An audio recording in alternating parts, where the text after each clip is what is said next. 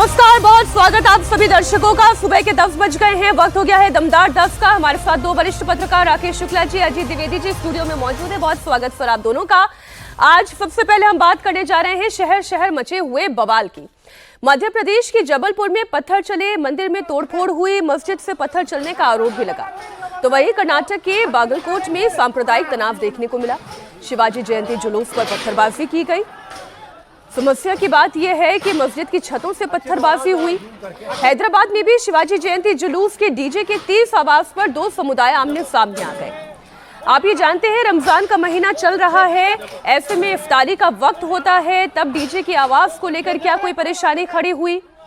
बात सबसे पहले जबलपुर की करेंगे, जहां कल रात दो समुदायों के बीच जबरदस्त बवाल हुआ। घटना सिहोरा के आजाद चौक के वार्ड नंबर 5 की है, जहां दुर्गा मंदिर में आरती और मस्जिद में तरावी चल रही थी। तभी मस्जिद के कुछ लोग पहुंचे और दुर्गा मंदिर में मौजूद एक शख्स को खींचने लगे। मुस्लिम समुदाय के लोग हिंदू युवक को मंदिर से खींचते हुए बाहर लेकर आ गए। इस दौरान मंदिर की रेलिंग टूट गई, युवक के कपड़े फट गए। मौके पर मौजूद हिंदू समुदाय के लोगों ने इसका विरोध किया तो मुस्लिम समुदाय के लोगों ने पथराव शुरू कर दिया। विवाद इतना बढ़ा कि दोनों पक्ष आमने सामने आ गए। पत्थरबाजी होने लगी, जिसके बाद मुस्लिम समुदाय के लोग मस्जिद की छत पर चढ़ गए और मंदिर पर पथराव किया गया। तो तमाम तस्वीरें आपके सामने रख रहे हैं और ये तस्वीरें इसलिए चिंताजनक हैं क्योंकि मैं फिर दोहराती हूँ राकेश जी, रमजान का महीना चल रहा है, तो ये दंगा कोई अकस्मात हो गया ऐसा तो नहीं है। ये जिस तरीके से ये दंगा हुआ है, ये पैटर्न बहुत कॉमन दिखाई दे रहा है। एक पुलिस की बाइट है, बयान है, मैं जरा वो सुना देती हूँ, उसके बाद हम करते हैं चर्चा। दो बच्चों का विवाद हुआ था जिसमें अब ईंट पत्थर इत्यादि चले थे। इसमें कोई भी ऐसा गंभीर रूप से हताहत व्यक्ति भी सामने नहीं आया है, न ही कोई महत्वपूर्ण भौतिक रूप से डैमेज किसी धार्मिक स्थल इत्यादि को हुआ है। मौके पे तत्काल पुलिस बल पहुंच के लोगों को नियंत्रित किया है, हल्का बल प्रयोग भी किया गया है और करीब 15 से अधिक संदेही पुलिस हिरासत में लिए गए हैं। सीसीटीवी और अन्य चश्मदीद की मदद से प्रकरण की जांच की जा रही है, एफआईआर दर्ज किया जा रहा है। तो शिवाजी जयंती का जुलूस था राकेश जी, और इसके बीच में इतना भारी तनाव हो गया, और ये तनाव ऐसा भी नहीं है कि कोई नई बात है, ये एक जैसा पैटर्न है जो पूरे देश में दिखाई देता है। देखिए, सबसे आश्चर्य की बात तो ये है कि आखिर मस्जिद में दबे पांव पत्थर कैसे पहुंच रहे हैं? क्या पत्थरों के पैर है कोई मस्जिद? हर मस्जिद में आप ये भी ध्यान रखिएगा, हिंदुस्तान की जहाँ जहाँ घटनाएं हुई हैं उन सभी मस्जिदों पे पत्थर पहुंचे हुए हैं। तो क्या वो चल के पहुंच जाते हैं? तो ये साजिश नहीं है क्या? मस्जिद एक पूजा स्थल है, मंदिर एक पूजा स्थल है। किसी भी धर्म स्थल पे आप इस तरह की चीज़ें नहीं पाएंगे, लेकिन खासतौर पे मस्जिद में क्यों हो रहा है? मस्जिद की छतों से अक्सर पत्थर चलता है, चाहे नौ दुर्गा का जुलूस हो, चाहे रामनवमी का जुलूस हो या आरती हो, हर जगह एक पैटर्न बन चुका है कि आप मस्जिद के ऊपर से, यदि अब शिवाजी महाराज का जुलूस निकल रहा है, आप उस पर पत्थरबाजी कर रहे हैं। तो क्या भारत में अब महापुरुषों का जुलूस निकलना भी प्रतिबंधित कर दिया जाए, आरती करना प्रतिबंधित कर दिया जाए, या किसी भी तरह का धार्मिक जो उत्सव होता है वो सब बंद हो जाना चाहिए था? मैं मध्य प्रदेश की एक बात और छोटे से कहूंगा।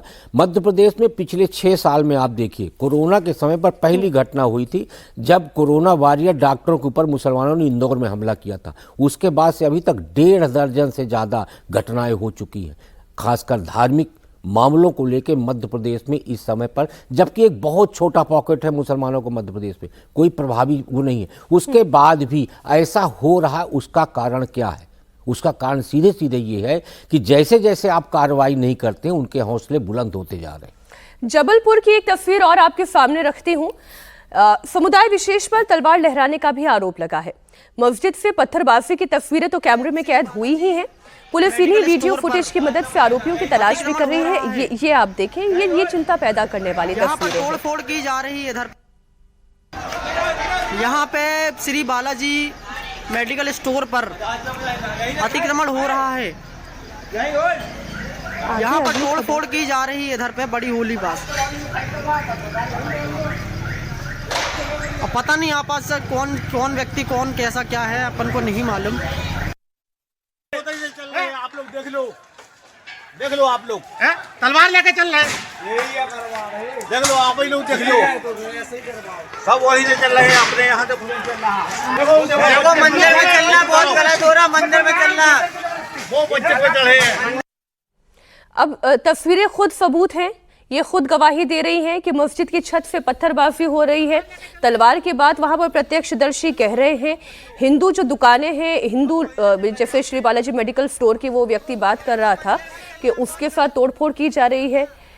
ये तो टारगेटेड है, ये टारगेटेड अटैक है। बिल्कुल बिल्कुल मीनाक्षी, ये अभी आपने बेंगलोर के, कर्नाटक के बागलकोट की भी बात की, जबलपुर की बात की। ये ऐसे इलाके हैं जहां एक हिस्ट्री रही है, इस तरह के सांप्रदायिक तनाव की एक हिस्ट्री रही है। और अभी हम लोगों ने देखा कि सुप्रीम कोर्ट के आदेश के बाद जबलपुर में बड़ी शांति से वो धार में जो ये सरस्वती पूजा हुई, भोजशाला वाली पूजा हुई। सुप्रीम कोर्ट ने कहा कि पुलिस सुरक्षा बल तैनात होंगे और सरस्वती पूजा भी होगी और नमाज भी पढ़ी जाएगी। ये हमेशा तनाव का बड़ा भारी वो रहा है, हमेशा जनवरी फरवरी में वहाँ तनाव होता ही है। और अगर सरस्वती पूजा जुमे के दिन पड़ जाए तब तो फिर बहुत ही तनाव होता है। उस समय निकल गया तनाव, उस समय इस तरह का कोई वो नहीं हुआ। लेकिन ऐसा लग रहा है कि उस समय भी तैयारी रही होगी, आज वो फिर मैनिफेस्ट हो रहा है। उस समय के बाद उस समय शांति रही। और कहां पर पुलिस का पहरा रहेगा, वही हम कह रहे थे कि ये जो अभी जैसे इन लोगों को सीसीटीवी फुटेज के जरिए आइडेंटिफाई किया जा रहा है, आइडेंटिफाई करिए, सख्त कार्रवाई करिए। मस्जिदों की का इंस्पेक्शन, धार्मिक स्थल होने की वजह से पुलिस अगर जांच नहीं करती है तो इसका बेजा फायदा लोग उठा रहे हैं कि मस्जिदों की छत पर पत्थर इकट्ठे किए जा रहे हैं, दूसरी चीजें इकट्ठी की जा रही हैं, वहां से हमले किए जा रहे हैं, पत्थरबाजी हो रही है। तो इन सब चीजों को जब तक रोकेंगे नहीं और सजा नहीं दिलवाएंगे तब तक इस तरह की घटनाएं होती हैं। लेकिन सर अगर मस्जिदों की छानबीन हो जाए तब फिर एक अलग तरीके का नैरेटिव काम करेगा कि देखिए प्रशासन तो जो है वो एंटी मुस्लिम है। बात कर्नाटक के बागलकोट की क्योंकि हुई तो वहां की कुछ और तस्वीरें आपको दिखा देती हूँ। बागलकोट में शिवाजी जयंती के मौके पर निकले जुलूस पर पत्थरबाजी के बाद शहर में तनाव पैदा हुआ। जुलूस जैसे ही एक मस्जिद के पास पहुंचा, डीजे की आवाज को लेकर विरोध शुरू हो गया। मस्जिद से लोग डीजे की आवाज कम करने की मांग करने लगे। विवाद बढ़ा तो जुलूस में शामिल पुलिस ने दोनों पक्षों को समझाने की कोशिश की, लेकिन कोई किसी की बात सुनने के लिए तैयार नहीं था। किसी शरारती तत्व ने जुलूस की तरफ चप्पल फेंक दी। ये देखे तस्वीर, वो तस्वीरें भी कैमरे में कैद हुई है। इसके बाद हंगामा हुआ। गुस्साई भीड़ ने मस्जिद के पास रखे हुए ठेलों में आग लगा दी। भीड़ को काबू करने के लिए पुलिस को बल प्रयोग भी करना पड़ा। प्रोसेशन को लेके हम सभी लोग बंदोबस्त पे थे। मेरे साथ से लेके मैं भी दिन में 3 साढ़े 3 बजे जब प्रोसेशन चालू हुआ तब से लेके हम सब लोग थे, डीवाईएसपी भी थे, सफिशिएंट फोर्स है हमारे पास। प्रोसेशन मस्जिद के पास आते हुए थोड़ा सा दूर था मस्जिद से, मस्जिद की तरफ से 2 पत्थर आए। वो 2 पत्थर अभी तक जो हमें प्रिलिमिनरी इन्फॉर्मेशन मिली है वीडियो चेक करके, 2 पत्थर में से दोनों हमारे पुलिस कांस्टेबल, एक हमारा पुलिस कांस्टेबल और एक मेरे शोल्डर की तरफ गिरा। किसी को भी मेजर इंजरी नहीं हुआ है। उसके बाद प्रोसेशन स्मूथली खत्म हो गया। अभी भी शांति का वातावरण है, कुछ भी डिस्टर्ब नहीं हुआ है। बट ये शांति, ये पूरा इंसिडेंट से किसने किया है, किस फॉर्म में किया है, क्या किया है, हमारे पास बहुत सारे वीडियो कैमराज हैं। ये एरिया भी बहुत ज़्यादा वीडियो कैमरा से कवर्ड है। हम लोग वीडियो रिकॉर्डिंग कर रहे थे, उसको लेके हम लोग अभी वीडियो कैमराज की जांच कर रहे हैं। जिसने ये जो भी इंसिडेंट किया है उसको जल्दी पता लगा के उसके ऊपर जो कानून रीति, जो भी लीगली जो भी एक्शन होना है, we will take that action. बात हैदराबाद की भी करेंगे, जहां अंबरपेट जामा मस्जिद के पास सांप्रदायिक तनाव देखने को मिला। दरअसल मराठा समुदाय के लोग शिवाजी जयंती का जुलूस निकाल रहे थे, तभी जुलूस में डीजे की तेज आवाज को लेकर मुस्लिम समुदाय के लोगों ने विरोध किया। दोनों समुदाय के लोग आमने सामने हो गए, फिर धार्मिक नारेबाजी शुरू हुई। अब जरा वहां की केवल तस्वीरें देख लें, आपको पूरी कहानी समझ में आ जाएगी।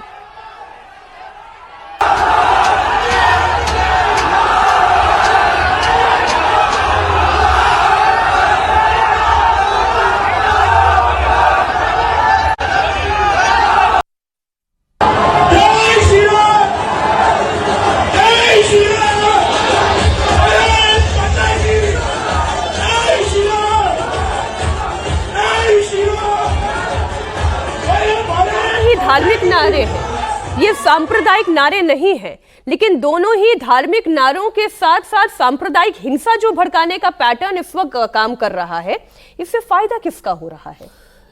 देखिए, सबसे पहले तो ये समझना चाहिए कि जुलूस किसका था। छत्रपति शिवाजी महाराज ने इस देश में मुगलों के खिलाफ सबसे मजबूती से लड़ाई लड़ी और औरंगजेब उनके प्रमुख दुश्मनों में से था, जिसके दांत खट्टे किए। एक छोटी टुकड़ी होने के बाद भी छत्रपति शिवाजी महाराज ने औरंगजेब जैसे सुल्तान को भी परास्त किया। शाइस्ता खान जो उनको गुप्त तरीके से मारने आया था, उसको उन्होंने मारा। औरंगजेब के उससे कैद से वो मुक्त हुए, जी। तो स्वाभाविक है कि जिस तरीके का एक नैरेटिव बनाया गया है, ये बनाया गया है कि आपके लिए शिवाजी महाराज दुश्मन के तौर पर प्रस्तुत किया गया है मुसलमानों के बीच में। तो अब क्या है, आज की डेट में औरंगजेब एक सोच बन चुके हैं, तो किसी के लिए पॉजिटिव है, किसी के लिए निगेटिव है। उसी सोच को आज आप जमीन पे देख रहे हैं युद्ध के रूप में कि हिंदू मुसलमान दोनों। अब शिवाजी महाराज का जुलूस यदि निकल रहा है, रूट तय है, प्रशासन को बता के जुलूस निकलता है, उसके लिए पत्थरबाजी करने की क्या जरूरत है? आप अपना काम करिए, जुलूस निकल जाएगा। तो ये सुनियोजित है, ये सुनियोजित तरीके से ऐसा किया जा रहा है जिसके पीछे कहीं ना कहीं एक राजनीतिक साजिश और राजनीतिक हाथ है। अगली खबर उत्तर प्रदेश से है। आप जानते हैं संघ प्रमुख मोहन भागवत पिछले 6 दिनों से उत्तर प्रदेश के दौरे पर हैं। पहले उन्होंने गोरखपुर में प्रवास किया, फिर लखनऊ प्रवास हुआ। इस दौरान घुसपैठ या हिंदू राष्ट्र, घर वापसी, हिंदुओं की घटती हुई आबादी जैसी कई सारी ऐसी सोशल इश्यूज है जिस पर खुलकर संवाद हुआ। लखनऊ में सीएम योगी आदित्यनाथ से भी मुलाकात हुई। दोनों डिप्टी सीएम ब्रिजेश पाठक और केशव मौर्य से भी अलग अलग मुलाकात हुई। अब वो मेरठ पहुंचे हैं। संघ प्रमुख मोहन भागवत कल ही मेरठ पहुंचे। 3 दिनों के मेरठ प्रवास के दौरान आज वो प्रमुख खिलाड़ियों से संवाद करने जा रहे हैं। इसमें क्रिकेटर भुवनेश्वर कुमार हैं, प्रवीण कुमार हैं, सुरेश रैना है, कई हस्तियां शामिल हैं। कल फिर वो ब्रज क्षेत्र के 28 जिलों के प्रबुद्ध लोगों से संवाद करेंगे। यूपी चुनाव से पहले संघ प्रमुख का ये दौरा अहम माना जा रहा है। इसे अखिलेश के पीडीए की काट के तौर पर भी देखा जा रहा है। हम कल भी इस पर चर्चा कर रहे थे अजीत जी की संघ प्रमुख का दौरा, वैसे तो ये पूरे साल प्रवास पर रहते हैं, अलग अलग क्षेत्रों में प्रवास चलता ही रहता है, लेकिन चूंकि ये उत्तर प्रदेश में है, योगी जी से मुलाकात हुई, ब्रिजेश पाठक और केशव मौर्य से भी मुलाकात हुई, अब क्रिकेटर्स से भी मुलाकात कर रहे हैं। ये सारी एक्सरसाइज को हम क्यों ना पॉलिटिकल चश्मे से देखें? बिल्कुल बिल्कुल देखना चाहिए है। और ये इसमें दो एक बातें बहुत इंटरेस्टिंग है। जैसे एक तो क्या, अभी तो शताब्दी वर्ष चल रहा है संघ का, तो उसकी व्याख्यान की श्रृंखला चल रही है, तो संघ प्रमुख घूम रहे हैं हर जगह। एक तो वो है, उनको घूमना ही है। इस साल दशहरा तक, जब दुर्गा पूजा तक, जब 100 साल का अपना ये समारोह इनका पूरा होगा। एक इंटरेस्टिंग बात यह है कि क्रिकेटर से जो मिल रहे हैं संघ प्रमुख, अभी हो सकता है कि पता ही हो आप लोगों को, सनातन क्रिकेट लीग होने जा रहा है। और इस सनातन क्रिकेट लीग का गठन हो गया है बजाबता। मदन लाल जो क्रिकेटर हैं दिल्ली के, वो उसके कमिश्नर बनाए गए हैं। और ये देवकीनंदन ठाकुर ने शुरू किया, और तमाम धर्मगुरु लोग उसमें, कथावाचक लोग उसमें शामिल हो रहे हैं। और जो ट्रॉफी जीतेगा उसको शंकराचार्य सदानंद जी महाराज ट्रॉफी देंगे। तो एक जाहिर है आज जो क्रिकेटर्स के साथ संघ प्रमुख की मुलाकात होगी, उसमें एक वो ये भी एक पहलू होगा। और इसका मकसद ये है कि युवाओं को, जो क्रिकेट के जरिए, चूंकि युवाओं में सबसे पसंदीदा खेल है, तो क्रिकेट के जरिए युवाओं को जोड़ा जाए। एक तो उनका राजनीतिक प्रशिक्षण भी हो, युवाओं तक पहुंच बनाई जाए, राजनीतिक प्रशिक्षण, सामाजिक प्रशिक्षण, और जो हिंदू धर्म को एकजुट करने का जो इसमें एक अंडरलाइंड एम है, खेल के जरिए अपने साथ जोड़ लेना यूथ को। एक जोड़ना यूथ को अपने साथ जोड़ लेना, यानी बीजेपी के साथ जोड़ लेना। बिल्कुल वही है। मतलब अभी चुनाव है अगले साल, तो ये सारी एक्सरसाइज का, भाई आरएसएस का जो एजेंडा है हिंदू धर्म की एकजुटता का, हिंदू धर्म का, भारत माता का गौरव बहाल करने का, वो कोई एनजीओ नहीं कर सकता है ना। मान लीजिए कि संघ एक एनजीओ है, तो वो तो नहीं बहाल कर सकता है ना, सरकार बहाल करेगी। राम मंदिर बना, 370 हटा, यूसीसी लागू हो, तो सरकारें कर रही है ना, एनजीओ नहीं कर सकता है ना, संघ नहीं कर सकता है। तो संघ को एक ऐसी फ्रेंडली सरकार की जरूरत है हमेशा, जो उसके हिंदू धर्म के एजेंडे को लागू करे।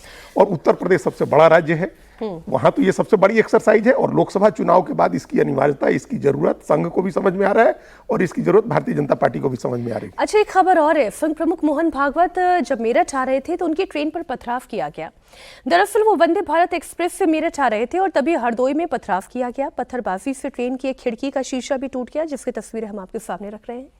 बताया जा रहा है कि मोहन भागवत ट्रेन के E1 कोच में बैठे हुए थे। इससे एक कोच आगे C4 पर यह पत्थर फेंका गया। हालांकि घटना के तुरंत बाद पुलिस और जीआरपी एक्शन में आ गई। ट्रेन के अंदर चेक किया गया, साथ ही जिस जगह पर पत्थर फेंका गया वहां पुलिस की टीम भी पहुंची और मामले की जांच शुरू कर दी गई। ये जो भागवत जी का प्रवास का जो एक पॉलिटिकल एंगल अजीत जी ने बताया, लेकिन ये हिंसा, ये संघ के प्रति नाराजगी, कहीं ये पीडीए वोट छिटक जाने की या उस समाज की नाराजगी तो नहीं जो संघ से नफरत करती है? देखिए, संघ के प्रति तो यदि नफरत की बात करें तो मुझे लगता है एक वर्ग के मन में ये बिठा दिया गया है कि राष्ट्रीय स्वयंसेवक संघ सिर्फ हिंदुओं का है और उस वर्ग के मन में जो बिठाया गया उसी का प्रतिकार आपको वंदे भारत में देखने को मिला। वो वर्ग आप किसे कह रहे हैं? मैं मुस्लिम समाज के, मैं मुस्लिम समाज की बात कर रहा हूँ। ठीक है, मुस्लिम समाज। वो समाजवादी पार्टी से मतलब, क्योंकि समाजवादी पार्टी में अन्य वर्ग के लोग भी हैं, तो अन्य वर्ग के लोगों में उतनी ज़्यादा नफरत नहीं है जितना कि मुस्लिम समाज के बीच में है राष्ट्रीय स्वयंसेवक संघ को लेकर। अब जो मुलाकातों की आप पॉलिटिकल बात कर रही हैं, तो मुझे लगता है उत्तर प्रदेश जो 2027 का चुनाव होना है उसमें भारतीय जनता पार्टी और संघ के सामने दो बड़ी चुनौतियां हैं। एक यूजीसी को लेकर सवर्णों का विरोध और दूसरा अभिमुक्तेश्वरानंद के शिष्यों के साथ की गई मारपीट प्रयागराज में। उसका इम्पैक्ट भले ही बहुत ज़्यादा ना हो अभिमुक्तेश्वरानंद के बटुकों के साथ मारपीट का, लेकिन यूजीसी का इम्पैक्ट बहुत ज़्यादा है। राष्ट्रीय स्वयंसेवक संघ और योगी आदित्यनाथ, मैं दोनों की बात कर रहा हूँ, इन दोनों की तरफ से जो एक प्रयास किया गया कि हिंदू एक हो, उसमें सफल भी थे। और आपको याद होगा योगी आदित्यनाथ जी ने जो एक स्लोगन दिया था, बटेंगे तो कटेंगे, एक रहेंगे तो नेक रहेंगे या सेफ रहेंगे, उस स्लोगन का इम्पैक्ट पूरे भारत में पड़ा था और उसका राजनीतिक लाभ भी हुआ। अब वो इम्पैक्ट कहीं ना कहीं टूट गया है और सवर्ण, ओबीसी, SC ST, हालत ये होने वाली है कि जो अभी हमें दो वर्ग दिखाई दे रहा है, जिस तरीके के घटनाएं या खबरें आ रही हैं उसमें हमें लगता है हिंदू 3 वर्ग में बढ़ सकता है, सवर्ण, ओबीसी और SC ST। ये चुनौती कैसे निपटे, इस चुनौती से कैसे निपटे चुनाव के पहले, मुझे लगता है राष्ट्रीय स्वयंसेवक संघ प्रमुख मोहन भागवत जी का जो PDA है भाजपा का, PDA मतलब सवर्ण से योगी जी, छत्री से, ब्राह्मण से ब्रजेश पाठक और ओबीसी से केशव प्रसाद मौर्य, इन तीनों के बीच में जो एक समन्वय बिठाने का प्रयास हो रहा है कि आपको बेसिक तौर पे काम ये करना है कि जो छिटका हुआ वर्ग है उसको साथ लाना। इसीलिए आप देखिए ब्रजेश पाठक अभी कहना शुरू कर दिए कि बटुकों का के साथ जो घटना हुई है वो महापाप है। तो उसमें टारगेट योगी जी नहीं है, टारगेट वो प्रशासन है जिसके ऊपर माघ मेला कराने की जिम्मेदारी थी और जिन्होंने बटुकों के साथ मारपीट की। आजकल वैसे बटुकों का सम्मान हो रहा है, ब्राह्मणों को हर कोई जय श्री राम कर रहा है, प्रणाम कर रहा है, खबर उसी से जुड़ी हुई है। संघ प्रमुख मोहन भागवत तो अलग अलग जिलों में जाकर बुद्धिजीवियों से मिल ही रहे हैं, लेकिन हिंदुत्व की बात के साथ साथ ये जो हिंदू राष्ट्र की अवधारणा को सफल बनाने का संकल्प है, उसमें ब्राह्मण वोटर्स को लुभाने की कितनी बड़ी होड़ है, उसकी एक तस्वीर आपके सामने रख रही हूं। पहले बीजेपी नेता और डिप्टी सीएम ब्रजेश पाठक ने बटुकों का सम्मान किया। अब योगी सरकार के मंत्री ओम प्रकाश राजभर ब्राह्मण वोटर्स को सुहेलदेव भारतीय समाज पार्टी यानी कि सुभाषपा से जोड़ने में जुट गए हैं। दरअसल 22 फरवरी को आजमगढ़ में राजभर की पार्टी ने महारैली का आयोजन किया है। इसमें 1 लाख लोगों में 10,000 ब्राह्मणों को जुटाने का दावा किया गया था। यानी राजभर की रैली में जो भीड़ होगी उसमें हर 10 में से 1 कार्यकर्ता ब्राह्मण होगा। राजभर ने कहा कि महारैली में ब्राह्मणों का सम्मान होगा। साथ ही उन्होंने अखिलेश यादव पर भी तंज कसा। क्या कहा उन्होंने, सारी बातें आपके सामने रख देते हैं उन्हीं की जुबानी। ब्राह्मण बुद्धि में विद्वान है, ज्ञान है, ज्ञानवान है, तो अब तक तो जो देश में देखा है तो ब्राह्मण ही श्राप दिया है, आहिर तो कहीं नहीं दिया है कि दिया है। जो बात ओम प्रकाश राजभर जी कह रहे थे प्योर पॉलिटिकल बात है, प्योर पॉलिटिकल बात है। वो ये जान रहे हैं संख्या में भले ही छोटे हों लेकिन हिंदुओं को एकजुट रखने में बहुत महत्वपूर्ण कड़ी है। बिल्कुल, और आज तक सदियों सहस्त्राब्दियों से हिंदुत्व को एकजुट रखने में, हिंदुओं को एकजुट रखने में, इस देश को एकजुट रखने में ब्राह्मणों की जो भूमिका है वो अनपैरेलल है। उसका कोई मुकाबला नहीं हो सकता है, चाहे आज़ादी की लड़ाई हो या उसके पहले मुगलों की लड़ाई हो या उसके पहले बौद्ध धर्म से कन्वर्जन की बात हो, सारी चीज़ों में ब्राह्मणों की एक भूमिका रही है। तो उसको कोई आदमी निगेट नहीं कर सकता, उसको आप इनकार नहीं कर सकते। ये विशुद्ध रूप से राजनीति है जिसके तहत ओम प्रकाश राजभर के पहले के बयान भी आप देखिए किस तरह के बयान देते रहे। अब ये क्या है, जो असली बात क्या है, अभी ऐसा लग रहा है कि ये जो 2 घटनाएं हुई स्वामी अभिमुक्तेश्वरानंद के साथ, जो माघ मेले वाली और यूजीसी वाली, ये लग रहा है कि ब्राह्मण वोट अब सबके लिए अवेलेबल है। पहले उसकी प्रतिबद्धता मानी जा रही थी कि वो भारतीय जनता पार्टी के पास है। 100 में से 92 ब्राह्मणों ने पिछली बार वोट दिया है। ये पोस्ट इलेक्शन CSDS लोक नीति का आंकड़ा है। 100 में से 92, मतलब ऐसा पोलराइजेशन किसी एक जाति का किसी के पक्ष में नहीं होता है। और अब लग रहा है उस घटना के बाद, या एक जो फॉल्ट लाइन या एक जो नैरेटिव जो उत्तर प्रदेश में क्रिएट हुआ है, तो ये लग रहा है कि ब्राह्मण अब सबके लिए अवेलेबल है, वो नाराज है, वो बीजेपी से टूट सकता है। तो इसलिए मायावती ने भी कहा कि हम ब्राह्मणों का सम्मान करेंगे। अखिलेश यादव भी ब्राह्मणों की लड़ाई लड़ने आ रहे हैं। हर व्यक्ति, एक घूसखोर पंडित फिल्म आई, टाइटल आया तो सब आदमी उसके विरोध में आया। अब ओम प्रकाश राजभर भी कह रहे हैं, हर व्यक्ति समझ रहा है कि ये वोट अवेलेबल हो सकता है, भारतीय जनता पार्टी से नाराजगी है। तो इसलिए ये इस तरह के आयोजन अब होते रहेंगे चुनाव तक।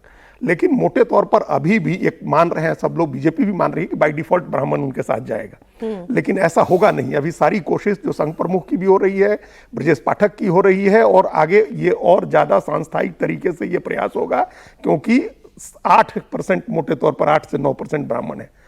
25% की आबादी में 25 करोड़ की आबादी में 2 करोड़ से ज्यादा ब्राह्मण उत्तर प्रदेश में है, और वो डिसाइड करेंगे 2027 का चुनाव किसकी तरफ जाएगा। 12 जिले ऐसे हैं जहां पर 15% जो है वो ब्राह्मण डिसाइडिंग फैक्टर में है, तो इसलिए ब्राह्मण का वोट भी हर पार्टी के लिए जरूरी है। देखते हैं कौन उससे ज्यादा रिझा पाता है।